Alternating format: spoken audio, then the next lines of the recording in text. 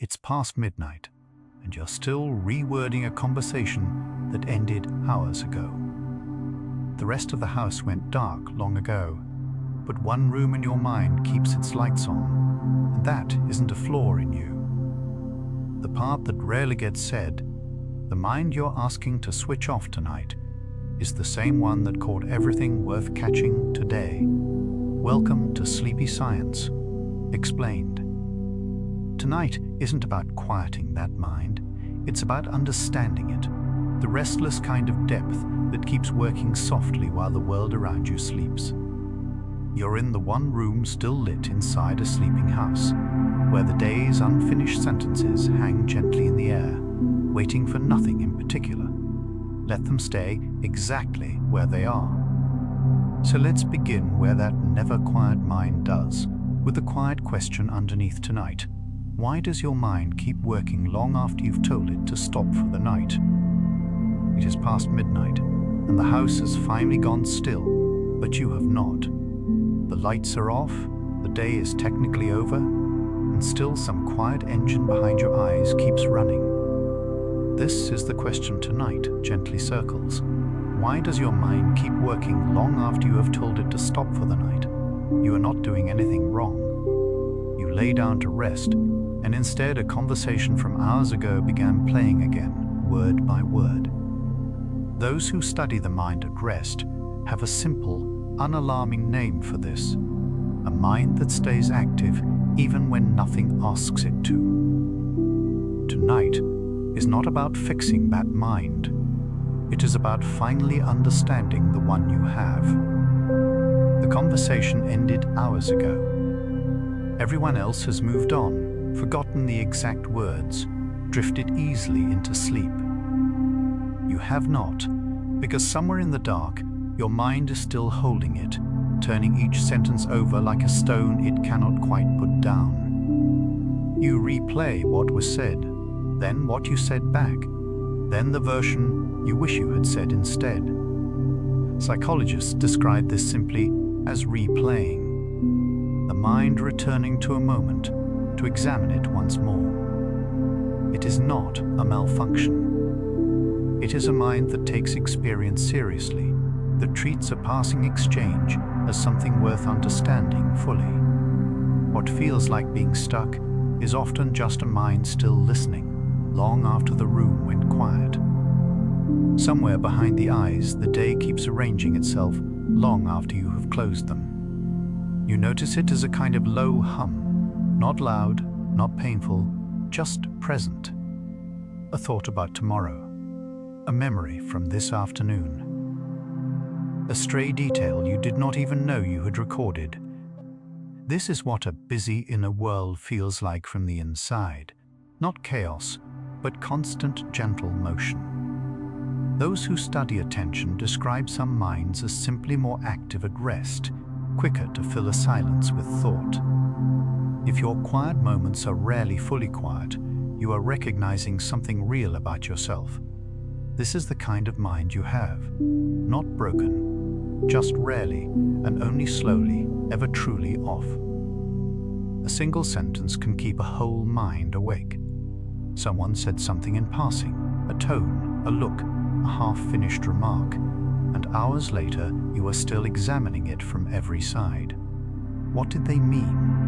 What did you mean? What might they have thought you meant?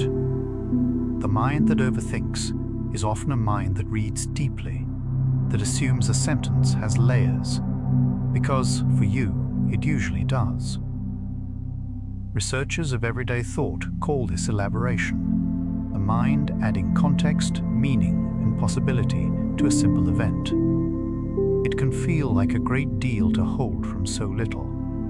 And yet, a mind that reads this deeply rarely misses what matters. One sentence, turned gently in the dark, unfolding the whole night long. Sleep does not arrive on command, and no one ever really told you that. You did everything right, dimmed the lights, posed your eyes, lay perfectly still, and your mind answered by growing louder. That contradiction can feel unfair. You are exhausted, and yet fully quietly awake inside. There is nothing unusual in this. A mind accustomed to thinking does not simply switch modes because the hour has arrived. Sleep scientists describe the passage into rest as a gradual quieting, not a light switch, and for some minds, that quieting takes longer. You are not failing at sleep. You are a person whose thoughts do not clock out at the same hour your body does. That difference is worth understanding, not correcting. Long after the house has gone dark, the rehearsals begin. Tomorrow's conversation played out in advance. The reply you might give. The question they might ask. The thing you will say if the meeting goes one way, and the different thing if it goes another. Your mind runs each scene so thoroughly that by morning you have lived tomorrow several times over. This forward rehearsal is something planners and deep thinkers share, a mind preparing, anticipating, mapping what has not happened yet. It is not worry for its own sake. It is a mind that likes to be ready. Tonight, it simply chose the wrong hour to prepare. And you are lying here, quietly rehearsing a future that has not yet arrived. Rewind and play it again. The mind that overthinks has a talent for repetition, returning to the same moment, the same choice, the same words, not because it enjoys them, but because it is searching for something it might have missed. You examine the decision you made at work. Then examine it again. Then look for the angle you have not yet considered. From the inside, it feels like thoroughness. From the outside, it might look like being stuck. Both can be true. A mind that revisits is a mind that does not let things go easily, and that same quality in daylight is often what makes your work careful and your judgment sound.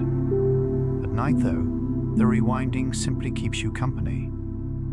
The mind rehearses conversations that may never happen. You imagine telling someone how you really feel. You picture the argument, the apology, the explanation you have never actually said aloud. Whole dialogues unfold in the dark, complete with their answers. This is not a sign that something is wrong with you. Inner speech, the voice that narrates and rehearses inside the mind, is simply louder and more constant in some people than in others. If yours rarely goes silent, you are noticing a genuine feature of how you are built. You are the kind of person who thinks in full sentences, who drafts and redrafts even in private. The theater in your head keeps its lights on. Tonight, it is running a play with an audience of one. Every angle of a small decision seems to want examining. Which email to send first? Whether that text sounded right? What to do about a plan 2 weeks away? The overthinking mind treats even minor choices as puzzles worth solving completely, turning them until every side has been seen. Decision researchers sometimes describe two kinds of thinkers: those who settle quickly and those who explore thoroughly before landing. Neither is wrong. But if you are the second kind, the exploring does not always stop when the day does. What looks like indecision from the outside is often a mind refusing to choose carelessly. You care how things turn out. That care is real, and it followed you into bed tonight, still turning the small things over. 2 in the morning has a particular quality: awake but not alert, tired but not resting. And there you are, mind still moving, circling that same quiet question: why does it keep working long after you told it to stop? By now, you may notice the pattern. The replaying, the rehearsing, the examining from every angle, these are not separate problems. They are the same mind, doing at night what it does all day. It notices, it processes, it refuses to leave things half understood. Tonight, the question begins to turn slightly. Perhaps the mind is not keeping you awake to trouble you. but simply because staying awake is something a deeply active mind sometimes does. You are not malfunctioning. You are recognizing yourself. Nothing happened today, and yet the mind has plenty to say. No crisis, no upheaval, just an ordinary day, now being reviewed in full. You find yourself thinking about a look someone gave you, a task left undone, a word you might have chosen better. The overthinking mind does not require a crisis to stay busy. It finds depth in the ordinary, meaning in the small. Some who study everyday cognition note that a rich inner life often fills quiet moments with reflection rather than blankness. That is not a burden by definition. It is simply a mind that engages. If your calmest evenings still hum with thought, that hum is simply a mind at work, finding something to consider even in an ordinary, uneventful dark. A quiet room can be the loudest place you know. Outside, silence. Inside, a full conversation. Thoughts answering thoughts. Questions raising more questions.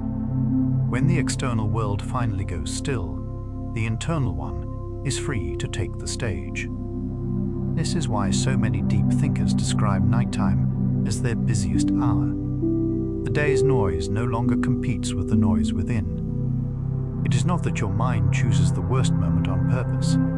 It is that stillness makes room. Researchers describe the resting mind as anything but idle, often more active, precisely when nothing external asks for attention. So the loud quiet you know so well is really the sound of a mind given the floor at last, thinking freely once the day stops competing.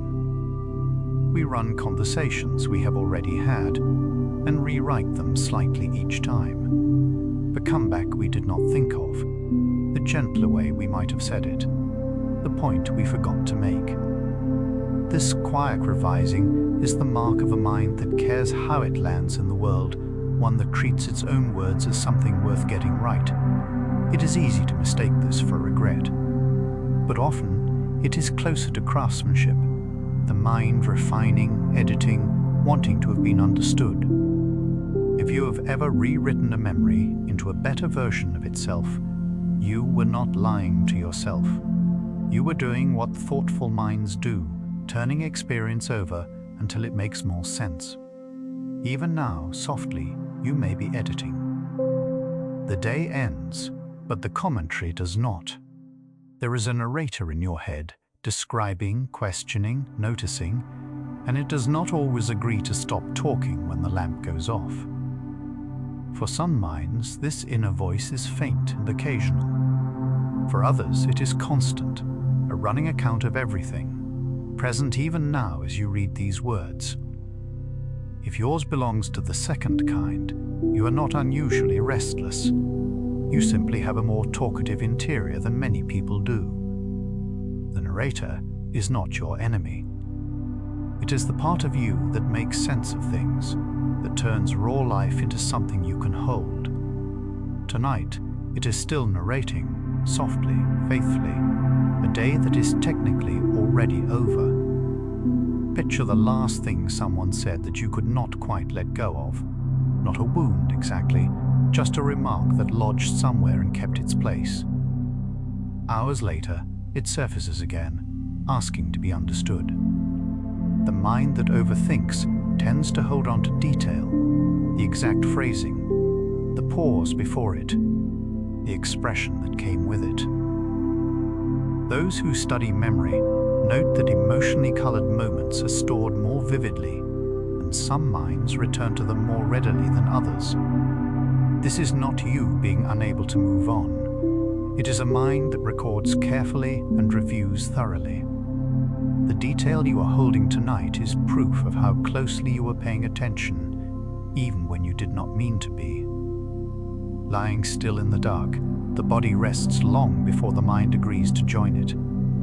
Your limbs are heavy, your breathing slow, and yet somewhere above all that stillness, thought keeps its own pace. This split is familiar to anyone whose mind runs on its own schedule. The body follows the clock. The mind follows its own current. Sleep researchers often note that physical tiredness and mental quiet do not always arrive together, especially in people whose thoughts stay active into the night.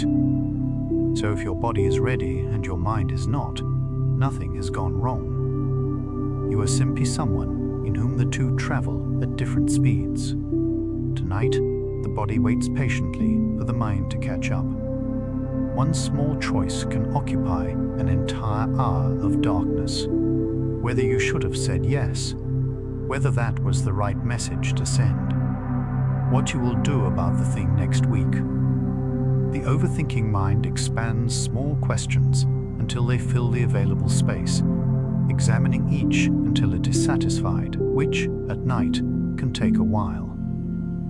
This is not weakness of will.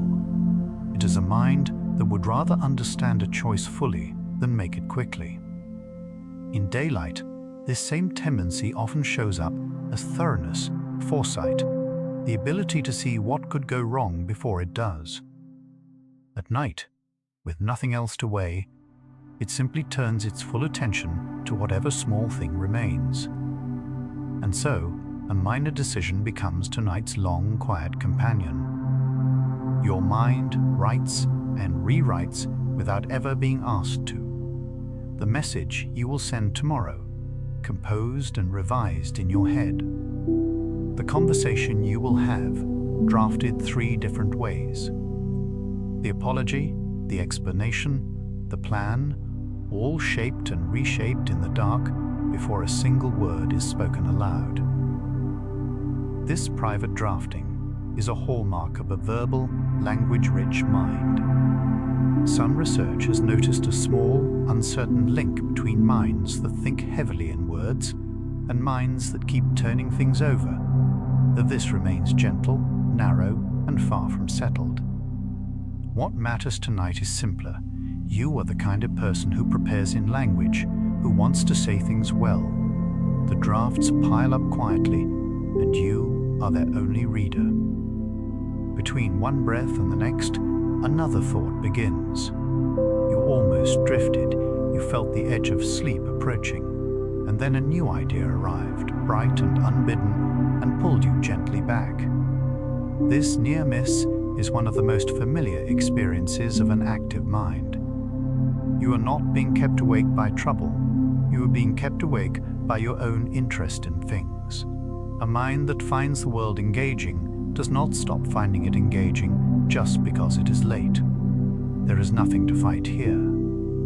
The thought that arrived is simply your mind being itself, curious, generative, reluctant to close the day. Between resting and thinking, it chose thinking one more time, the way it so often does. Notice how a memory from the afternoon can feel closer than the room you are lying in.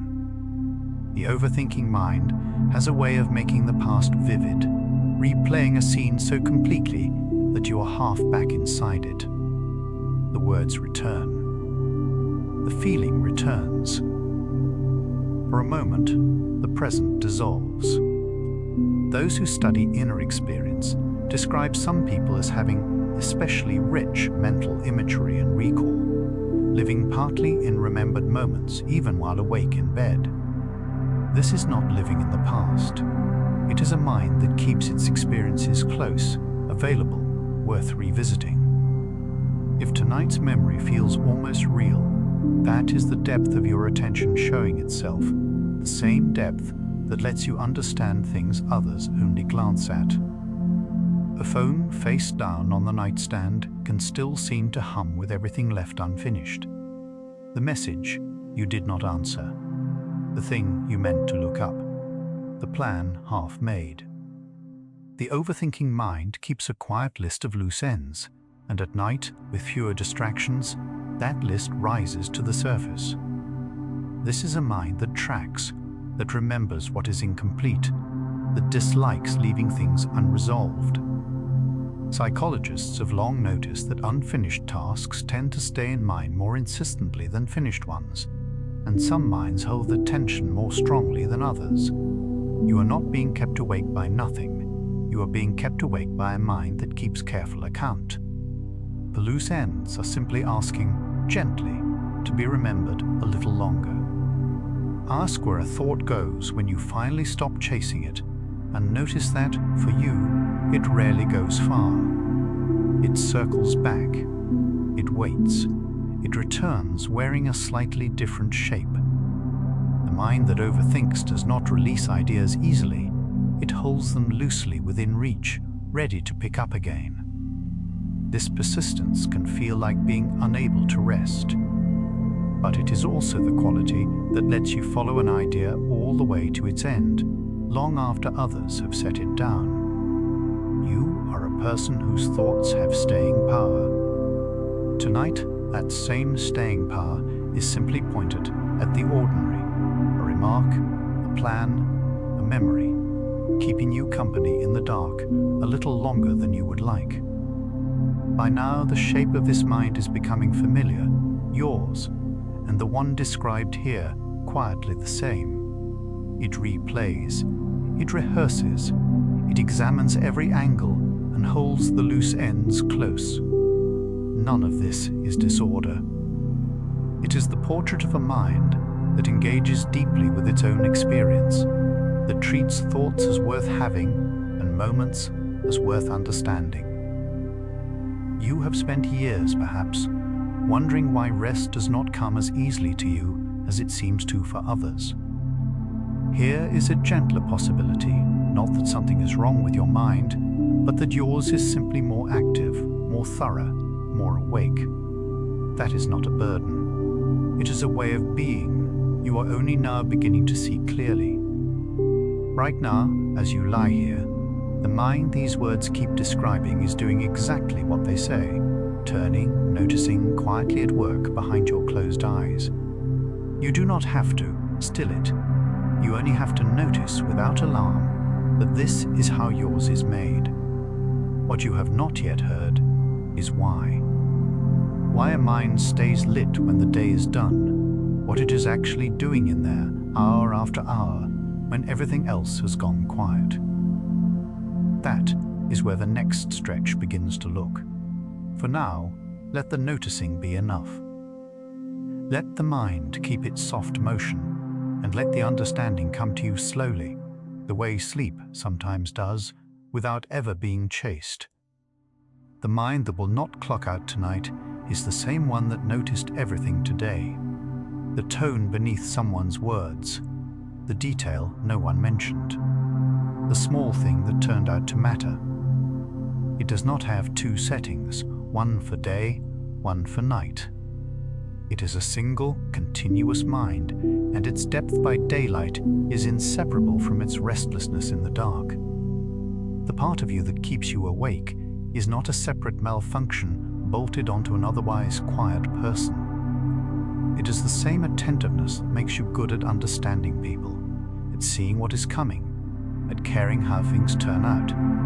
You cannot have one without the other. Tonight, you are simply meeting the after-hours version of a depth you use all day. Past midnight again, and now the question sounds a little different than when the night began. Why does your mind keep working long after you have told it to stop? You have watched it do exactly that. Replay, rehearse, examine, hold on, and none of it has looked like something broken. It has looked like a mind being thoroughly, consistently itself. The question is quietly turning from what is wrong with me into what kind of mind is this? That is the honest beginning of understanding.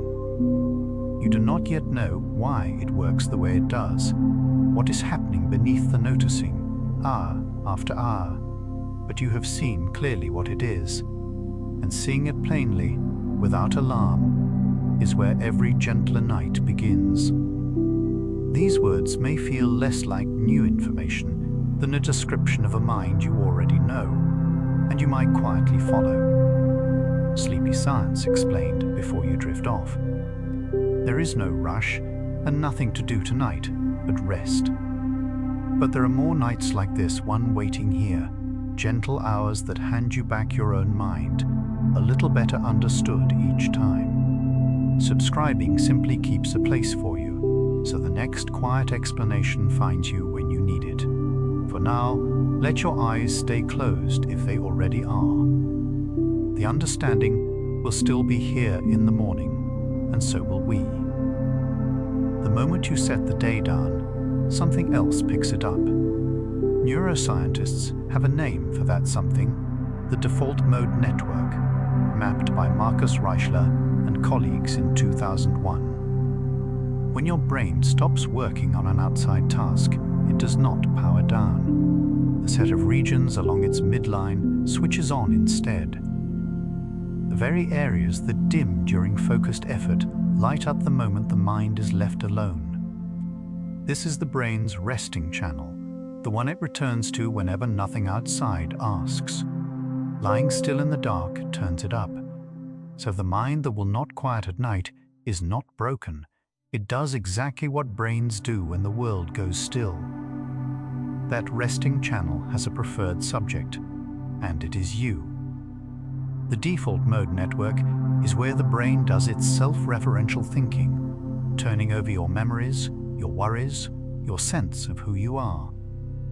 Studies using fMRI show these midline regions grow most active when people reflect on themselves, replay their past, or imagine what others might be thinking. It is the seat of the story you carry about your own life. During the day, tasks keep pulling you outward, and the story waits in the background. At night, with nothing to reach for, the network turns inward, and the story steps forward. The mind you meet in the dark is, quite literally, the mind thinking about itself. A quiet room is not an empty one. The default mode network is sometimes called the brain's task negative system because it comes alive precisely when outward tasks fall away. Researchers watching the brain at rest found that the less a person has to do, the more this inward network hums.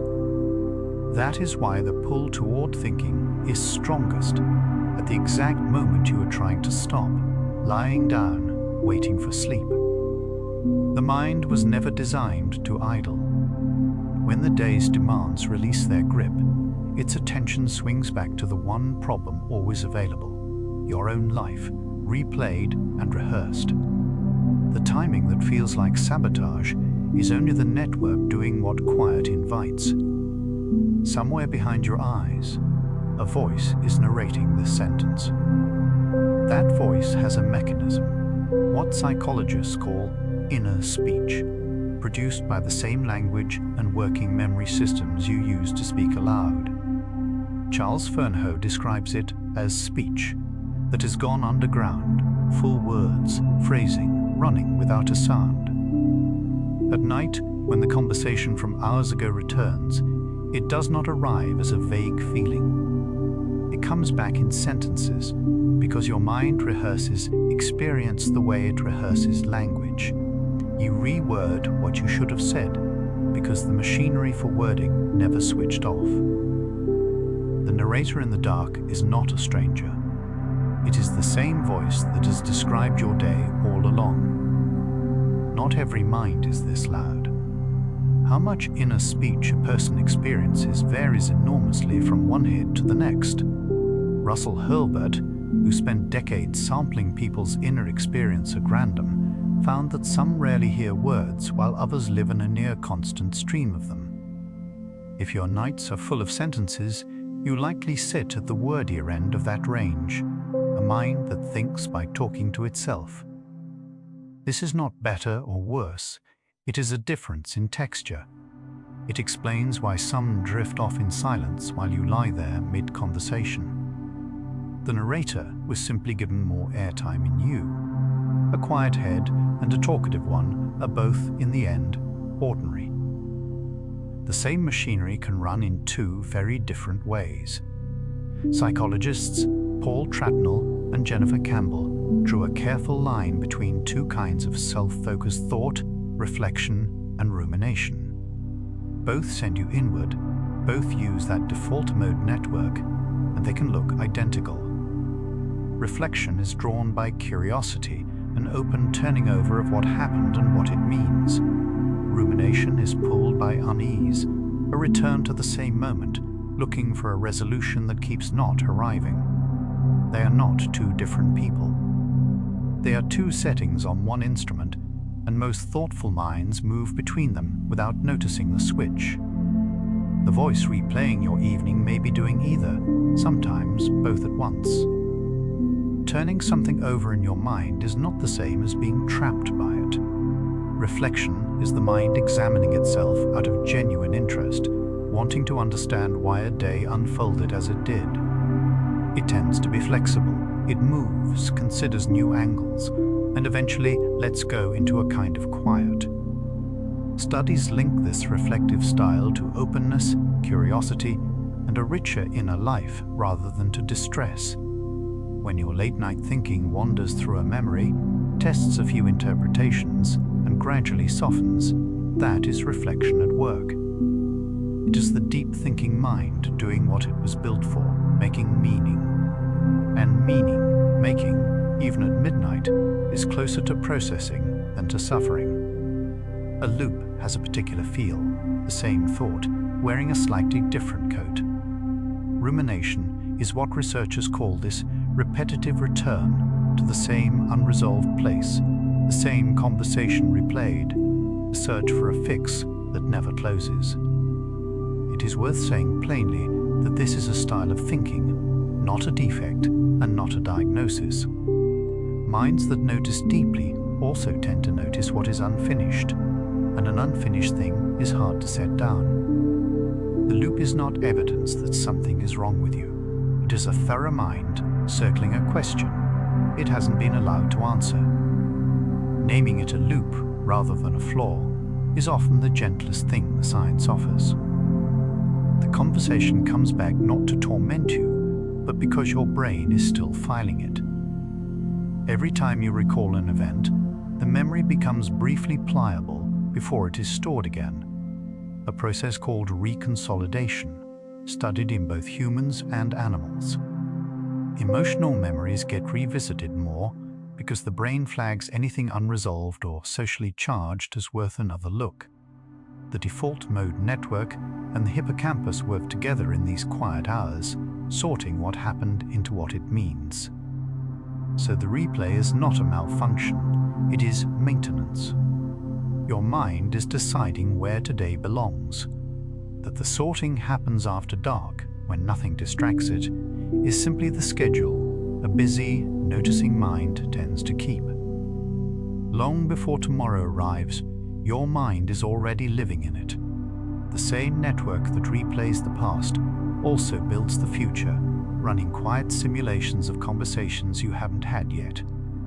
Daniel Schachter and Donna Rose Addis showed that remembering and imagining draw on nearly the same systems. The mind builds tomorrow from pieces of yesterday. This is why you rehearse the meeting, the reply, the thing you will say. Your brain treats an imagined scene as a practice run, a way to be ready.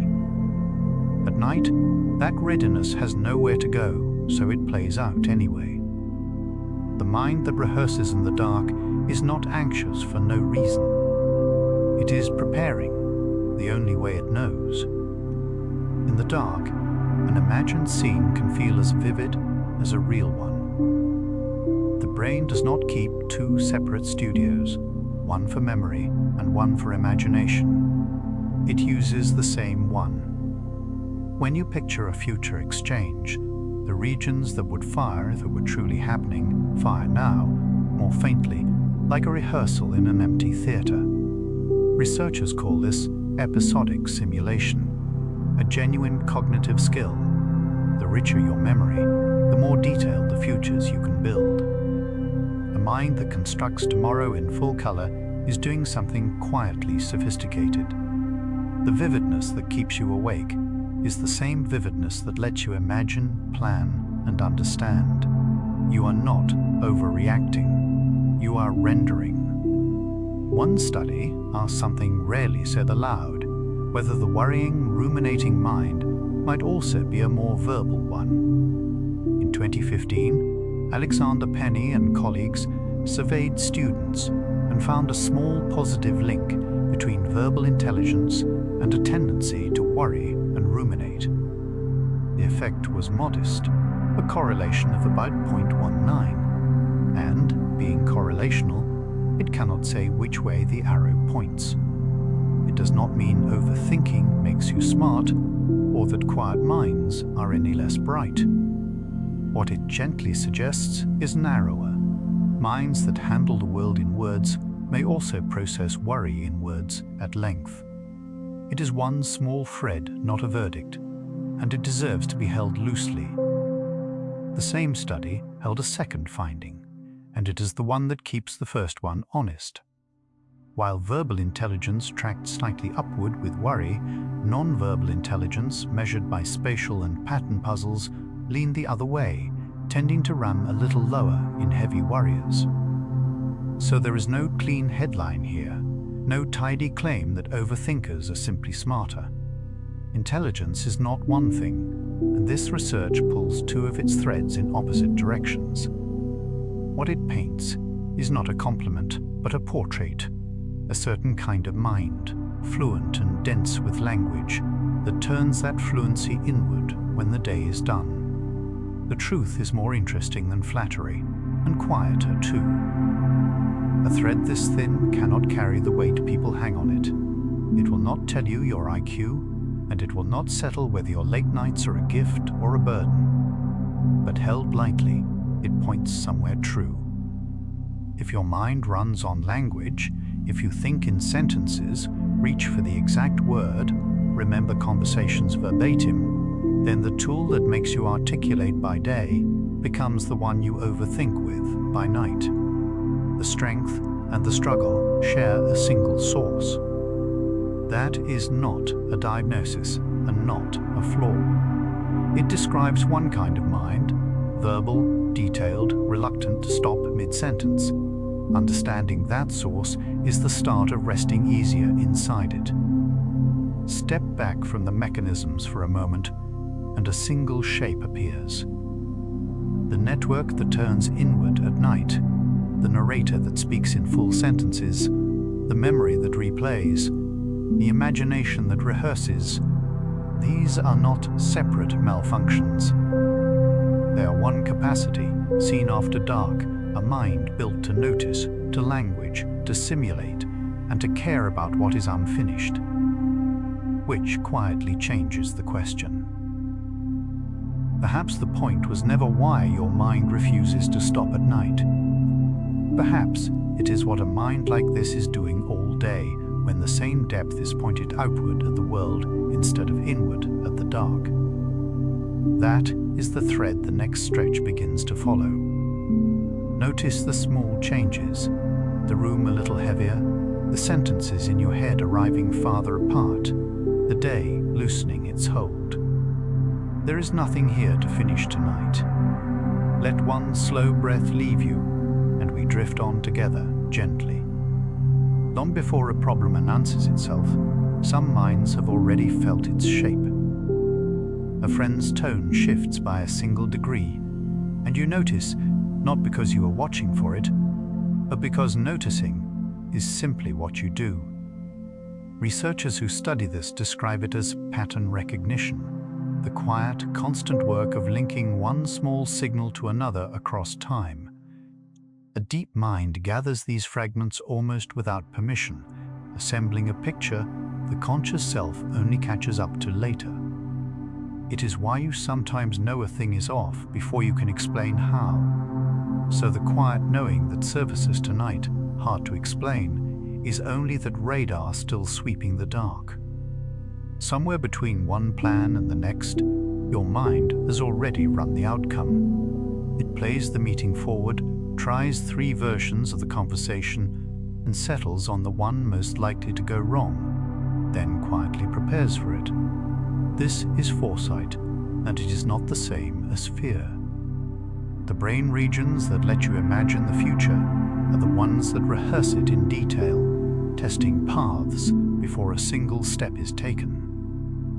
The mind that lies awake forecasting the day to come is running the very machinery that lets careful people prepare, anticipate, and rarely get caught off guard.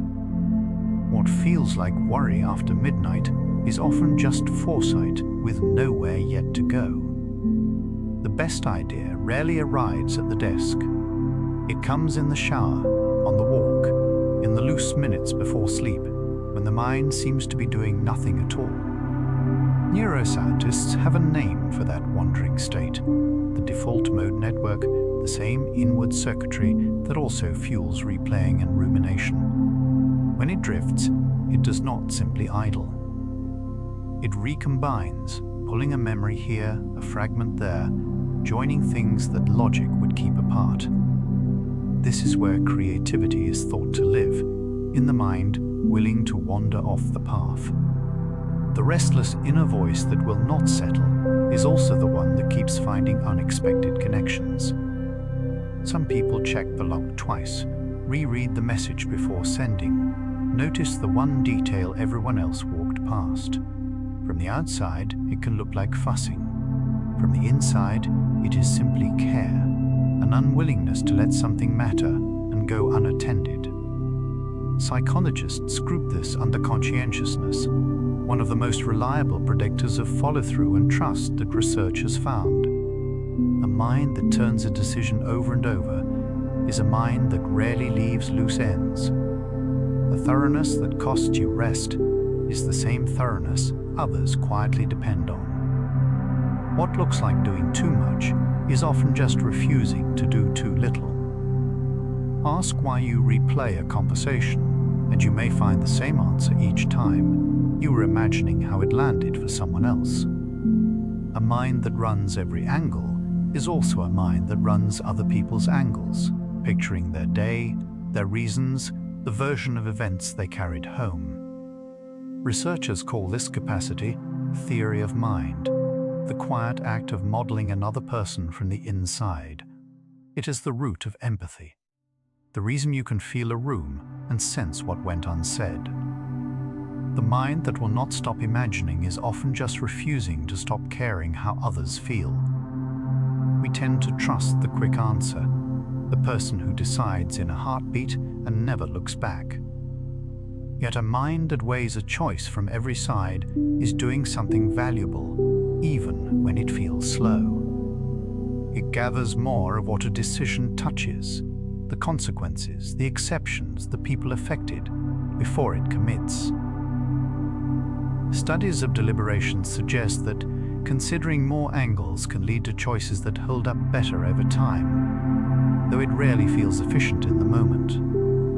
The hesitation that frustrates you is often thoroughness wearing an uncomfortable face. A careful mind is not an indecisive one. It is simply reluctant to be careless. A single sentence from years ago can return whole, the exact words, the light in the room, the way it made you feel. Minds that process deeply tend to encode experience richly, weaving each moment into a web of meaning rather than filing it flat. Psychologists describe this as elaborative processing. The more connections a thought makes on the way in, the more thoroughly it stays. It is why the detail-hungry mind remembers so much, and why so little of the day arrives forgettable. The same depth that keeps old conversations alive at midnight is what lets you hold on to what others let slip away. Nothing simply passes through a mind like yours. Here is where the research grows careful, and so should we. Some studies have looked for a link between a busy inner life and intelligence, and the findings are narrow and easily overstated. One line of work found that only verbal ability, the fluency of thinking in words, showed a small positive tie to worry and rumination, while other kinds of reasoning leaned the other way. Small means small, a faint correlation, not a rule, and never proof of anything about any single person. Still, it hints at something gentle. The mind that talks to itself in full sentences at night may simply be a mind fluent in words. Turn the trait over and both faces appear at once. The attention that catches the small shift in a friend is the attention that catches the small worry and holds it. The imagination that pictures a better outcome is the imagination that pictures the worse one too. Scientists who study these traits keep finding this pairing, that the same depth rarely comes with an off switch for only its difficult side. You do not get the noticing without the noticing, the caring without the carrying. It can feel unfair, and it is worth naming plainly. The mind that serves you by day is the very one that will not quiet at night. So the question you carried into the dark begins to turn. Why does your mind keep working long after you've told it to stop for the night? Perhaps because it was never built with a switch that separates the useful hours from the resting ones. The depth that reads the room, remembers the detail, and imagines the other person does not clock out when the lights go off. It simply keeps doing what it does best in a house that has gone quiet. That is the tension the rest of tonight will sit with gently, a gift and a cost carried in the same mind, neither one erasable without losing the other. What just surfaced, that the mind keeping you awake is the same one that serves you all day, is not a problem to be solved right now. You may be holding both sides of it at this very moment, grateful for the depth, tired of its hours. Let both be true. You don't have to choose between them tonight. Feel the place where you're resting. Let your jaw loosen, your hands go soft. The hours ahead lean into that cost gently, and then, just as gently, toward where it turns into something you can finally set down. By this hour, most of the house has gone quiet, and still the lights are on behind your eyes. The dishes are done, the doors are locked, the day is technically over. Yet the mind keeps working, sorting through hours that already happened, as if someone in there is still on shift. Researchers describe rumination as thought that circles a subject without resolving it, and tonight you may be living that definition. The building is empty. Everyone else has clocked out. The part of you that notices everything simply has not learned how to leave its post. The conversation ended hours ago. The other person has almost certainly forgotten it. But you are still there, replaying the exchange, quietly rewording the sentence you wish you had said differently. Memory researchers note that emotionally charged moments get re-encoded each time they are recalled, which is partly why the mind keeps returning to them. It is not that you cannot let go. It is that a mind wired to notice keeps finding one more angle worth checking. The replay keeps its patient rhythm. A thorough system still running long after the room it was built for has emptied out and gone dark.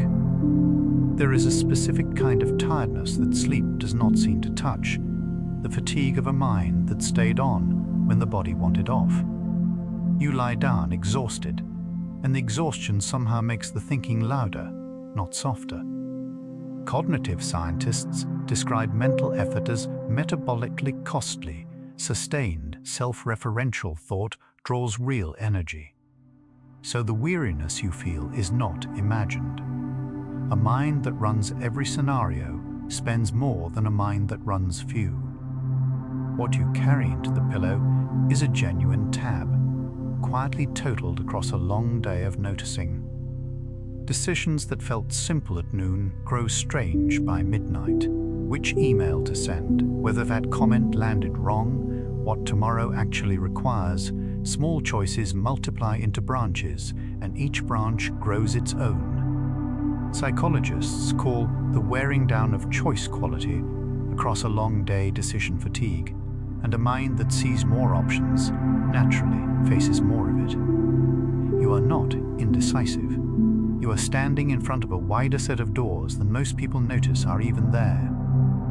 The cost of seeing every option is that every option quietly asks to be weighed.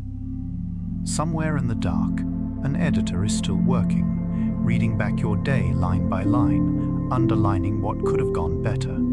The tone is rarely kind.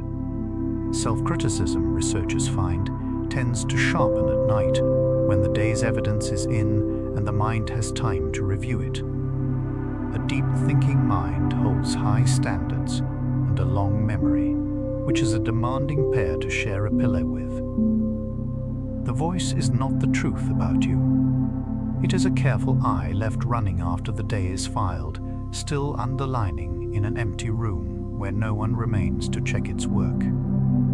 People who fall asleep the moment their head lands can seem like a different species. You watch a partner drift off mid-sentence, while your own mind is only just warming up for its night shift. Sleep researchers note real variation in how quickly minds disengage from the day. Some quiet on contact, others idle for a long time. This is not a competition you are losing. It is a difference in how a mind releases its grip on the hours it just lived. The one that lets go slowly is often the one that held on carefully. A mind like this rarely gets called what it is. Out loud, it gets shortened to a label. You are told you think too much, that you overanalyze, that you could simply relax. The words land as correction, as though depth were a habit to be trimmed. But the tendency to examine, to run the full sequence, is not a flaw someone forgot to fix in you. It is a temperament with real weight behind it. The trouble is not that you think too much.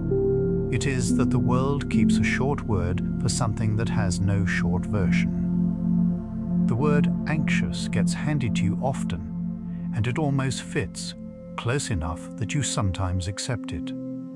But a mind bracing against fear is not the same as a mind that simply will not stop examining. Some of what looks like worry is closer to thoroughness.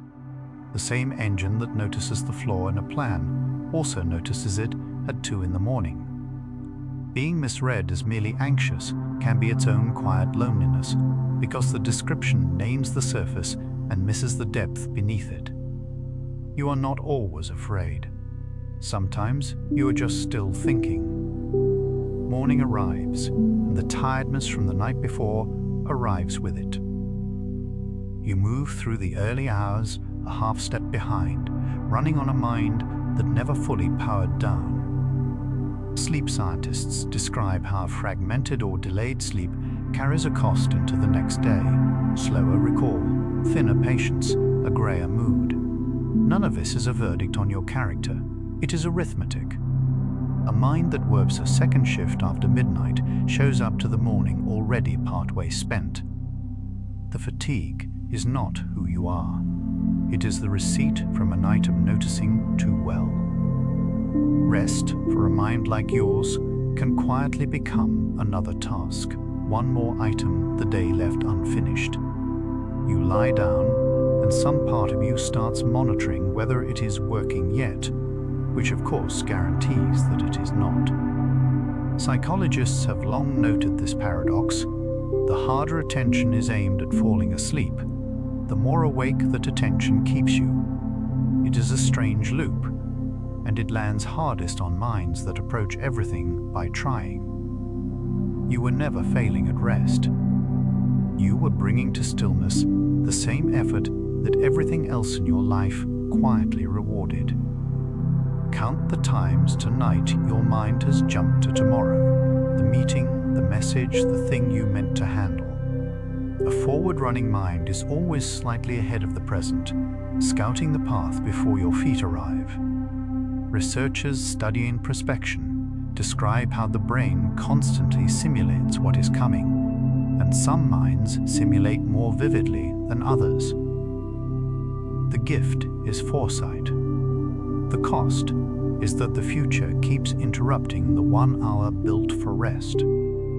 So tonight, the future keeps arriving early, uninvited, and you lie here holding a mind that finds it hard to stand still inside a moment that has not happened yet. The body settled long ago. Your shoulders have loosened, your breathing has slowed, the day's weight has drained from your limbs. And still, above all that quiet, the mind runs on, as if body and mind kept different clocks. Sleep researchers describe how physical and mental arousal can uncouple, one winding down while the other stays lit. So the strange sensation of being bodily tired yet mentally wide awake is not a contradiction you invented. It is two systems out of step. The tiredness is real. The wakefulness is real. Both are telling the truth at once. You were told, gently or not, that you feel things too deeply and think about them too long. Maybe it came from someone who loved you and did not quite understand you. Being consistently misread leaves a mark. Psychologists note that people who are chronically asked to be less tend to internalize the instruction, quietly editing themselves smaller. But the depth was never the malfunction. The people asking for less were describing their own comfort, not your design. What they called too much was simply more attention, more processing, more of the world arriving and being taken seriously. Every angle you can see is also an angle you have to hold. Where another mind chooses quickly and moves on, yours lays each possibility side by side, weighing consequences 2 and 3 steps out. Decision researchers describe this as a trade-off. Broader consideration produces more careful choices and more mental load. The foresight that makes you dependable by day is the same foresight that will not let a simple choice stay simple at night. You are not overcomplicating things. You are seeing what is genuinely there and paying, in wakeful minutes, for the privilege of noticing it. Something in the question has quietly turned to night. You began by asking why the mind refuses to stop when you tell it to, as if the not stopping were the problem to solve. But hour after hour points a different direction. The mind that keeps working past midnight is not a broken version of an ordinary mind. It is the same instrument that read the room, caught the flaw, and held the thread all day, now running without an assignment. The question is no longer why it will not rest. It is what kind of mind rests this reluctantly, and what that reluctance is made of. Loneliness has a specific texture at this hour. It is not the absence of people. It is the sense that the thing keeping you awake would be hard to explain to the ones who are already asleep. A loud internal narrator is company of a kind, but it is company no one else can hear. Researchers link rich inner speech to how some minds process experience, turning it over in full sentences. The narration is not a symptom of being alone. It is simply private, a running commentary written in a language that stays inside, where only you are ever reading it. Caring costs something, and by nightfall the bill comes due. A mind that takes things seriously carries them past the moment they occurred. The friend's offhand worry, the unfinished task, the person who seemed a little off today. Empathy researchers describe how imagining others' inner states engages real cognitive resources. Doing it often, and doing it well, is quietly expensive. The tenderness that makes you good to the people around you is the same tenderness that keeps their unresolved edges alive in you at midnight. That is the natural weight of a mind that actually noticed and could not quite set the noticing down. The day's small failures gather after dark, louder than the day's successes ever were. The one clumsy sentence outweighs the 10 good ones. The single drop detail eclipses everything you carried well. Psychologists call the mind's tilt toward the negative a real and measurable bias, and a detail-hungry mind gives it more material to work with. This is not a fair accounting, and some part of you already knows it. But fairness is not what runs the review. What runs it is a thorough attention that would rather examine one flaw at length than let it slip unexamined into sleep. What looks like restlessness from the outside is, from the inside, a kind of work. No one can see it. There is no page filling, no task completing. only a mind laboring through scenarios in the dark, producing nothing it can show for the effort. Cognitive researchers note that self-referential thought activates the brain's default network, which stays busy even in apparent idleness. So the exhaustion without any output is not a failure of discipline. It is genuine labor that happens to leave no trace. You worked tonight.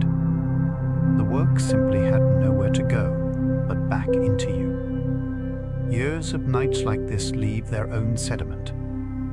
You may look back and see a long history of lying awake while the world slept easily around you, and wonder what it has cost across the whole span. Sleep researchers are careful here, and so are we. The links between chronic short sleep and long-term strain are real but complicated, not a sentence handed down.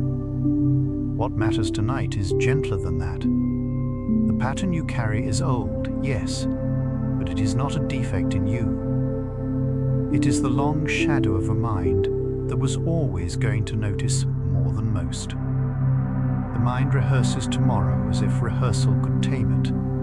It runs the morning commute, the difficult call, the sentence you will open with, staging events that have not happened and may not happen the way you imagine.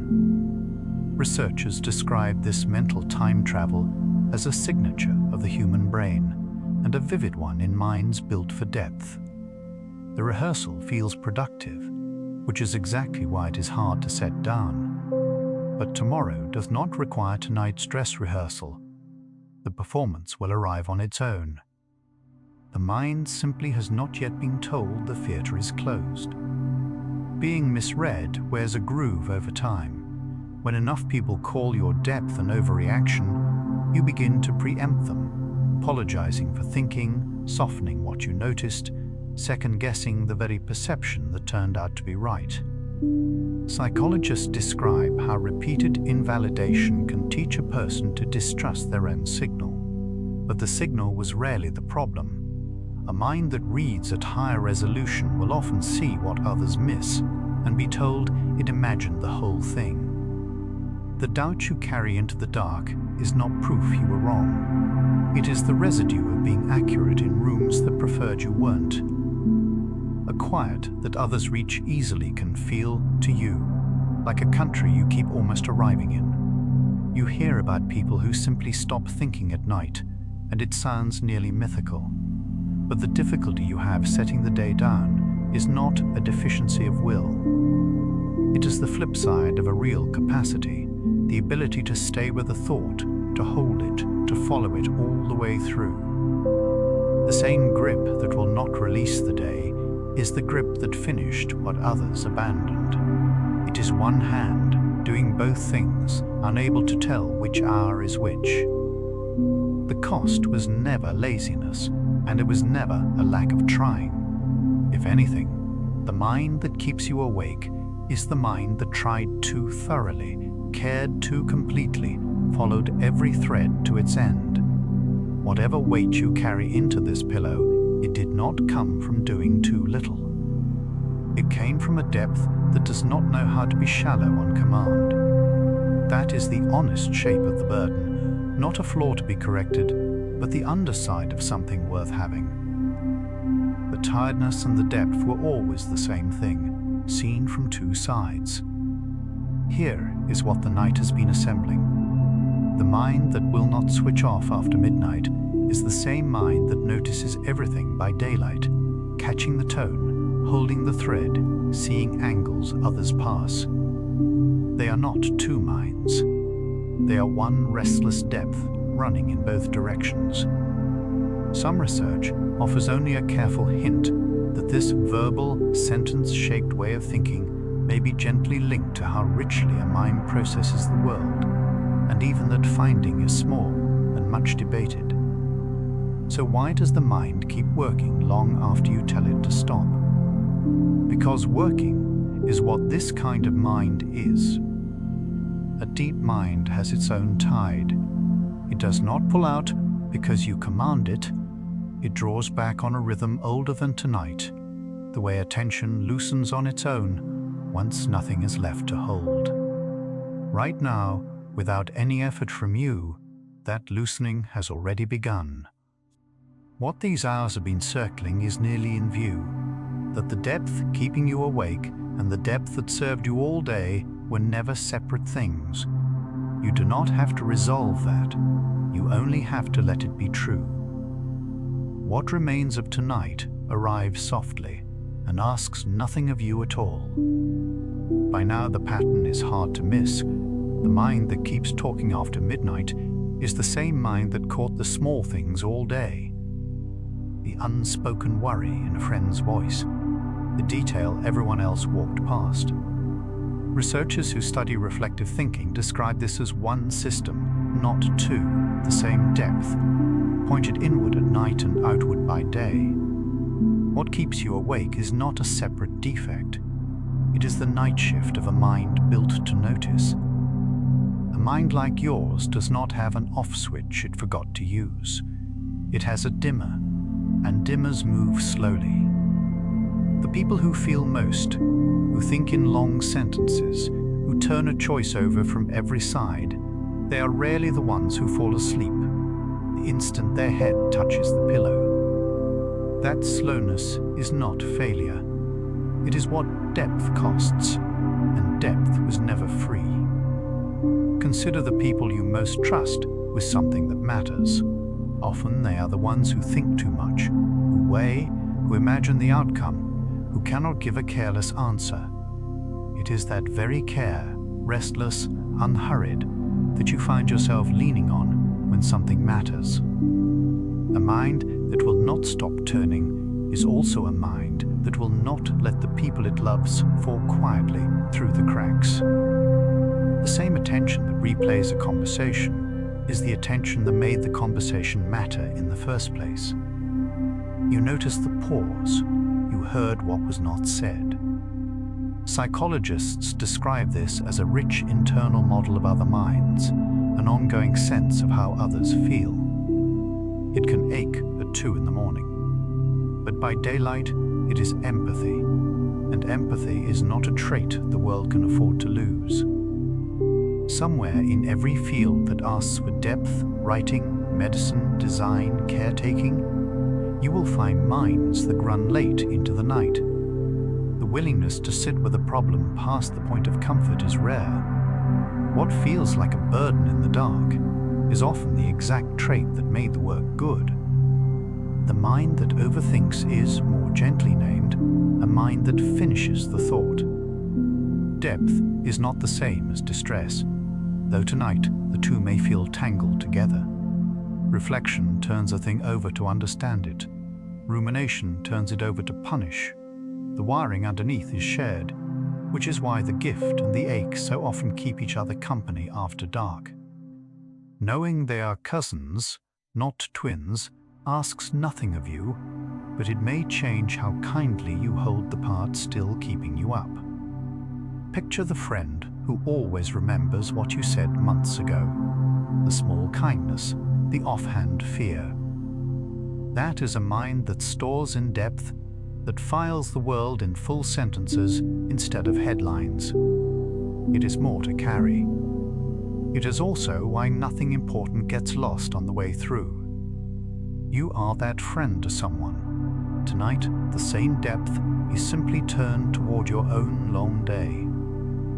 Nothing about you needs to be fixed for you to rest. The mind that notices, forecasts, rehearses, it is doing exactly what it was built to do, only at an hour when the doing is no longer needed. There is no repair pending here. There is only a capable system still running after the building emptied, unsure it has permission to stop. It has permission. It has always had permission. The world tends to reward the fast answer and quietly rely on the slow one. The person who says yes at once gets the applause. The person who thought it through gets the results.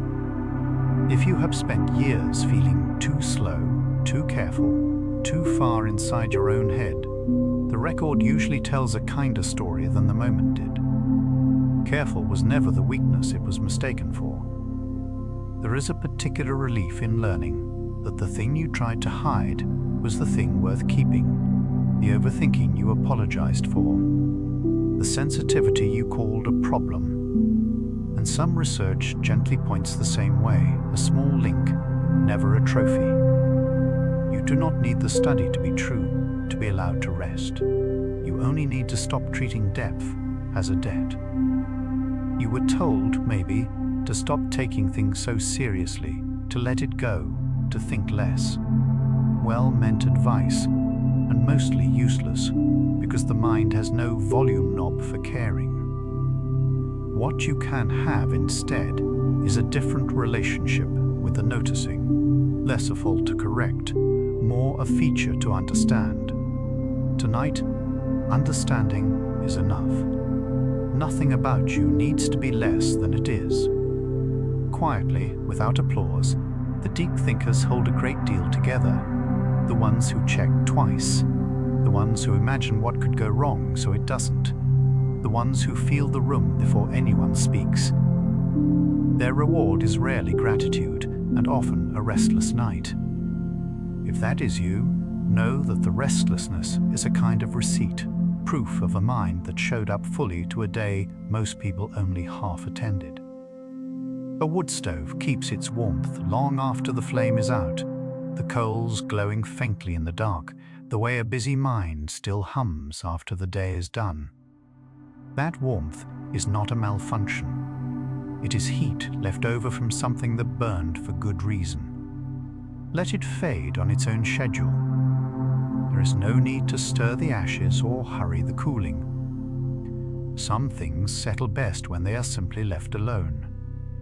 For all the nights it has kept you awake, this mind has also kept you company, narrating, wondering, staying honest when no one else was watching. It is not an enemy at the foot of the bed.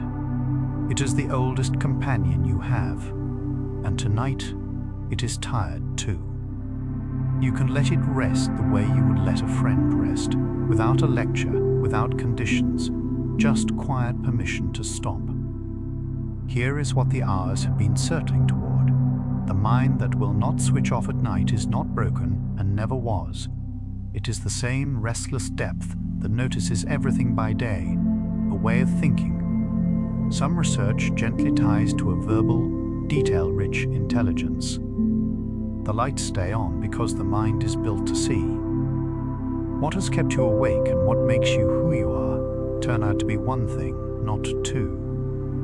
The day is allowed to be over now, not solved, not filed neatly, not rehearsed one final time, just over. A deep mind resists that, because leaving something unfinished can feel like leaving it unloved. But the day does not need one more pass to have mattered. It mattered while you lived it. You are allowed to set it down exactly as unfinished as it is. Rest is not a reward you earn by thinking your way to a keen conscience. It comes, or is allowed to come, whether or not the mind agrees the day was handled well. The body has kept older time than any worry you carry. It knows how to quiet a mind that forgot the way. Tonight, you can trust it to, without standing guard over the descent. Somewhere behind the eyes, the day keeps trying to replay, and slowly it finds fewer takers. The scenes lose their edges. The sentences you were rewording begin to blur mid-word. This is not you finally getting it right. It is the mind at last, agreeing that it does not have to. There was never a perfect version of what you should have said, only a tired mind that loved the conversation enough to try. The lights in the house went out hours ago for everyone else, and you noticed. Of course you noticed, you always do. But noticing that you are the last one awake does not oblige you to stay there. The same mind that registered the silence can be released into it. Being the one who feels the quiet most is not a sentence to keep standing outside of it. Your mind kept working long after you asked it to stop, and now you know why, not because something is wrong with it, but because something is deeply right. It is a mind that finishes thoughts, that carries people, that will not let a day pass unexamined. that mind is allowed to close its eyes. The noticing will still be there in the morning, rested, waiting for a world that quietly needs it. What looked like too much was always just more attention, more depth, more of the day arriving at once and staying longer. The cost of that was some sleepless hours. The gift of it was a life lived at a higher resolution than most people ever reach. You do not have to choose between them tonight. You only have to let them all finally be enough and rest inside it. The conversation you have been rewording since this afternoon can keep its imperfect ending. It does not need the version you would give at midnight. The person on the other side of it is asleep by now, untroubled by the sentence you are still polishing.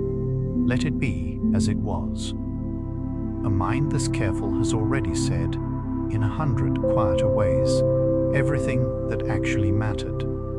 Sleep does not arrive on command, and a deep mind, least of all, responds to being ordered anywhere. So there is nothing here to command.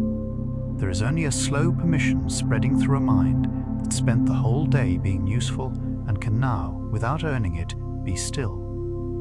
The stillness is not a prize.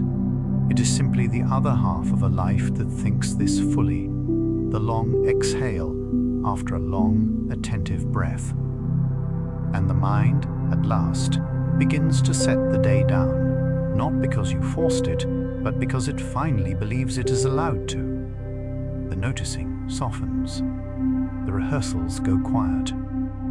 What is left is just you, and the particular peace that comes to a deep mind when it stops asking itself to be anything other than what it is, whole, awake enough to feel it, tired enough to let go. Why does your mind keep working long after you've told it to stop? Tonight, the answer is not a mechanism. It is this. The mind that would not switch off is the same one that noticed you and everyone around you all day long. It was never working against you.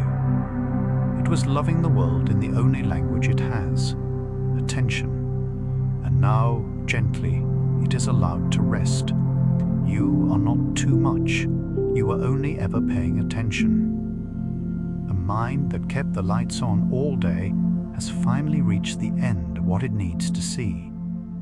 The same attention that would not let a single moment pass unnoticed is the thing now loosening into the dark, not switched off, just no longer needed. The depth that ached tonight and the depth that carried you through the day were always one mind, and that one mind is allowed to rest. Let your entire being dissolve into the quiet. A thinking mind spends its whole day trying to reach the still room that lies just past the last replayed word. If the mind that noticed everything can finally stop noticing, then tonight, everything you were still holding can go. The mind that would not switch off tonight was never the problem it pretended to be. It was late and the house was quiet, and you were still rewording a conversation no one else remembered. And underneath that familiar ache was a mind doing the only thing it has ever known how to do. Pay attention. Notice. Care past the point of comfort. That does not make the sleepless hours lighter, but it makes them mean something different. The same depth that kept you up is the depth other people lean on, the depth that catches what a day would otherwise let fall. You leave tonight knowing the restlessness by a truer name. Not a flaw to quiet, a mind that notices finally allowed to close its eyes without apologizing for how much it sees. The Sleepy Psychology playlist has been returning to this same restless mind from many directions, each hour naming another part of what it feels like to think this deeply. The next one is waiting whenever you are ready. You can let these last thoughts dim now, like the lights going out one by one in a house that has finally finished its day. Let your shoulders come down from where they've been holding since this afternoon. If sleep comes, Let it take you to the still place your mind has been reaching for all along, the one that waits just past the last replayed word. If your eyes have already closed, there is nothing left tonight worth opening them for. Rest well, quiet one. The mind that noticed everything today has noticed enough, and everything it saw will keep until morning, where the science of who you are becomes the quietest place to sleep. Good night.